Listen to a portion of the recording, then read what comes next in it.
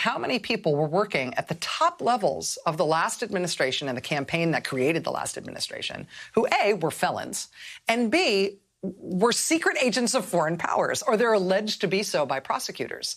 In the case of Tom Barrack, who was arrested in California today, arraigned this afternoon in federal court in California, Tom Barrack is pleading not guilty. His lawyer says he is not guilty. Tom Barrack will be held in custody for the next week or so until he has another bail hearing next week on Monday in court in Los Angeles.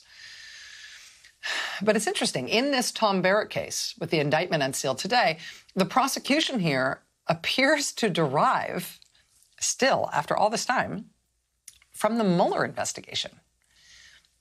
Thanks to an epic spree of Freedom of Information Act prying from BuzzFeed reporter Jason Leopold, we actually have the FBI notes from the interview Tom Barrack did with investigators from the Mueller team back in January of 2018. It was a wide-ranging interview that he did with them.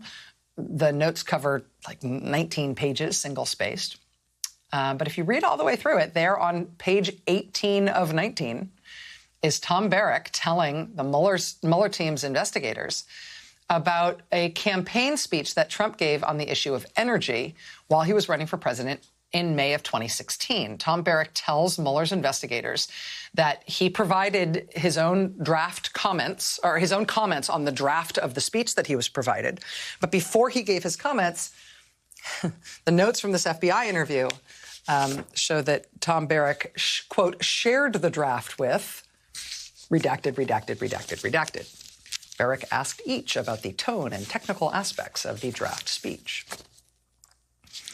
Before you gave comments on a speech that this candidate was going to give on energy, you showed it to blankety, blankety, blankety, blankety, blank. Why is that still redacted? Well, those are the records from the Mueller investigation. Those parts of it are redacted. We got that through a Freedom of Information Act request.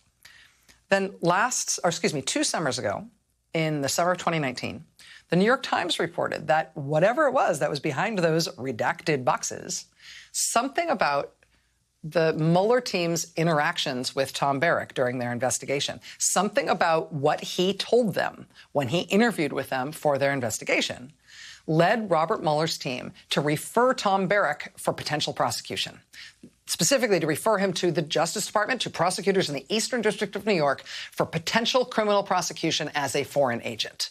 The New York Times was first to report that in the summer of 2019. Well, now, almost exactly 2 years later, it is, in fact, that U.S. Attorney's Office in the Eastern District of New York that has, in fact, brought a prosecution today against, in fact, Tom Barrack for, in fact, allegedly being a secret foreign agent.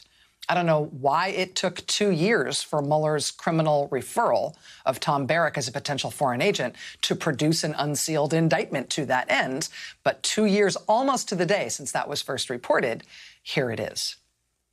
And in the indictment, unsealed today, prosecutors allege that the people Tom Barrack showed that draft speech to during the Trump campaign might have been redacted in his FBI notes from the Mueller investigation, but in the indictment, they spell it out.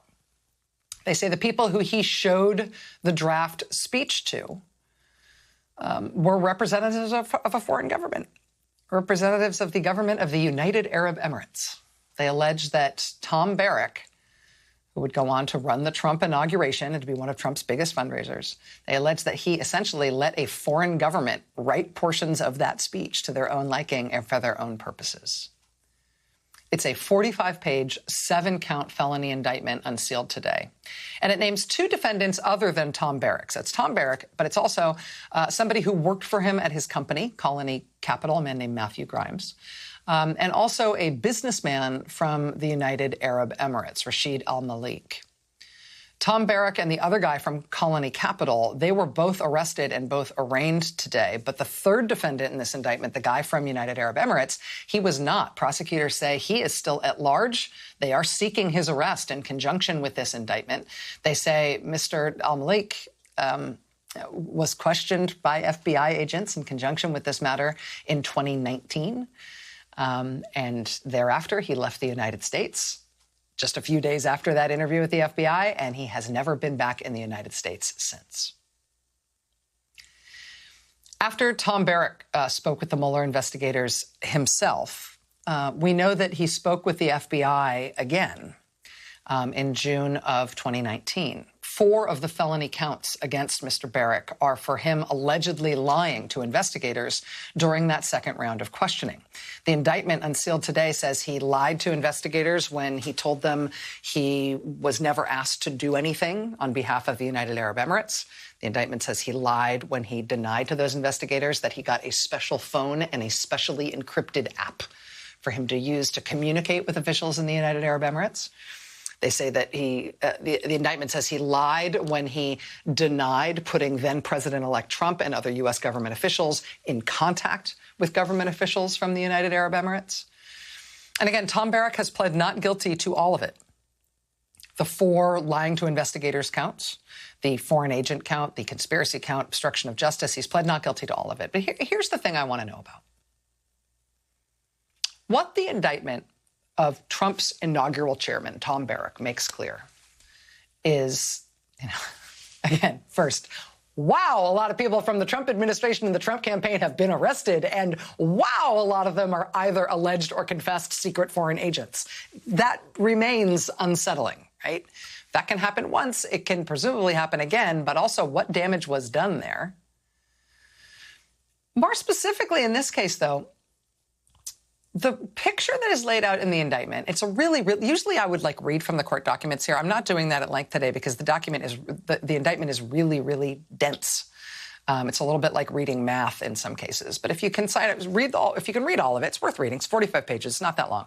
If you kind of sit with it for a second, you do get this kind of scary overall picture, which is that what prosecutors are saying happened here with this secret foreign agent operating at the top of the Trump campaign and the Trump transition and the Trump inauguration. What prosecutors are saying here is that this was a really successful operation. This worked very well for the United Arab Emirates and for Tom Barrack. It was a very successful, very lucrative thing for both sides, right up until the handcuffs moment for Mr. Barrack today. I mean, as laid out in the indictment, the United Arab Emirates got a lot out of having this guy, highly placed source in this highly placed part of the U.S. government. They got a heads up on who the new administration was picking for its top foreign policy and national security positions. They got to exert influence over who was considered by the Trump administration to be ambassador to United Arab Emirates.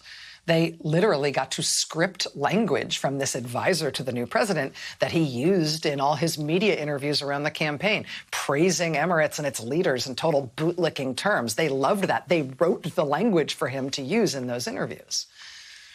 From him, they got, according to prosecutors, they got insider help, turning the United States in an abrupt U-turn, an abrupt 180 against a country that's their rival, Qatar.